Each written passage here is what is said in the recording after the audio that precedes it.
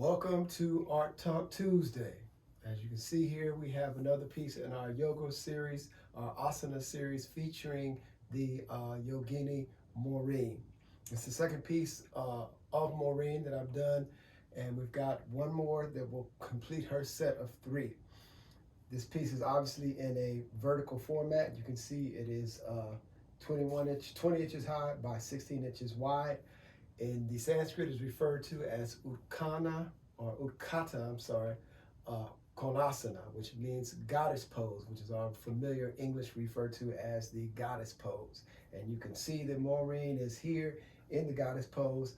I have taken some liberties. We have the same palette. As I said, I do all three pieces, work on them at the same time for each model, and I use the same palette. So here we've got the same colors we saw in the image last week, but they're in vastly different areas and different proportions, and it gives the piece an entirely different feel. So when you see the three of them together, it's very interesting because you see the same colors, but you see them in different proportions, shaded in different ways, and it gives each of them its own kind of feel, but some kind of underlying continuity between the pieces, which people seem to be able to grasp, so I'm really happy about that. See, I've got the light blue background here. Also got the bright orange and some yellow down here in the floor. What I've done to anchor the figure, because you can see she's up on the tips of her toes, and so fully extending in the legs. This is a hip opening pose, as you can obviously see, because your hips are supposed to be, what do they call it, 180 degrees, so they're completely open.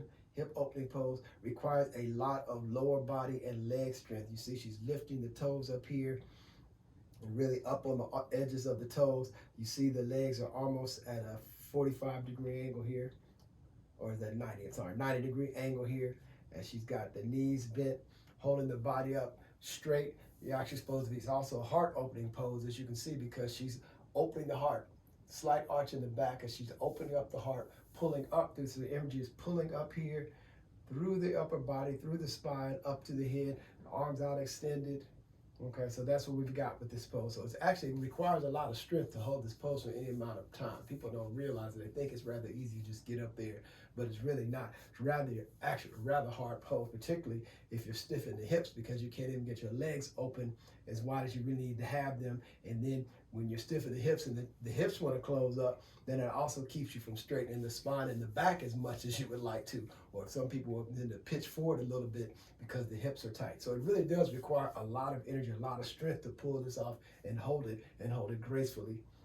To ground the figure, what I've done is, particularly since she's on her toes, I really wanted to give a sense that she was grounded into the earth.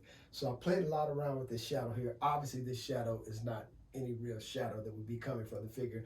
It's particularly based upon the way I've got the lighting placed upon the figure and the shadows here in the figure. But there is some connection.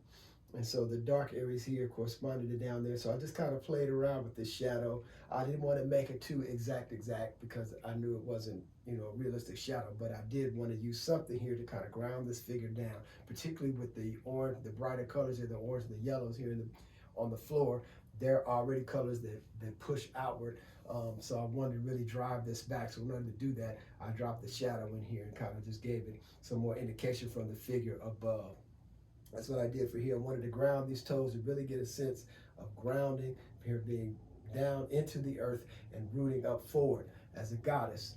Coming up, you feel the energy coming up here, moving in, and then branching out. So we have this upward, inward, outward motion, which mimics what is going on with the figure. In order to keep it very organic and keep it very biomorphic, particularly we talk about the pose being a goddess pose, we think about the sense of a goddess, we're talking about the divine feminine, we're also talking about forms that are very round, effusive, and so I put this kind of circle pattern here back in the background, and this is a symbol for something, but I can't remember what it was now. But this circular pattern, so it kind of mimics this whole idea of the feminine, of the round, and really also the kind of biomorphic aspects of life. We think about goddess, we think about birthing, we think about life, those types of things. So this roundness, this repeating figure kind of gives that sense to me. So that's what I did for that.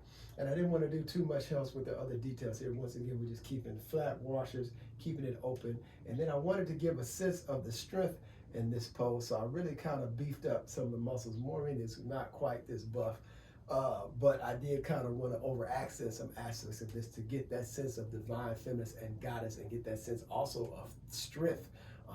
Oftentimes we don't think of external force or strength when we think of the notion of the divine or the divine feminine, but that is very much a part of what it is. Many of these goddesses were also warriors, and this whole idea of this goddess pose. So that's what I wanted to bring to this, to kind of give some accents to the figure, and I accent some of the muscles here, things like that. You see the chin is slightly tilted up as she begins to form and look up towards the heaven, up towards the divine, and then she's got the dot here on the forehead. So we just wanted to emphasize that and play around with this in this pose. You see here on one hand, the thumb is closed, thumb is in close. On this one, it's extended. So just kind of doing that to add a little variety to the pose. And so that's what we got here. I don't want to take too long today. This piece is valued at $1,000. There are prints available on my website starting about $33 and going up. You can get this picture in a print probably as large as 50 by 60 something. So you can get it pretty big and it'll look exactly the same. Website, damonpowell.com. If you haven't been there, come and visit it. Also, if you're getting something by these videos, please share them on your feed. Send them to your friends who are into yoga. Goddess pose, Utkata, Konasana. See you next week. Peace.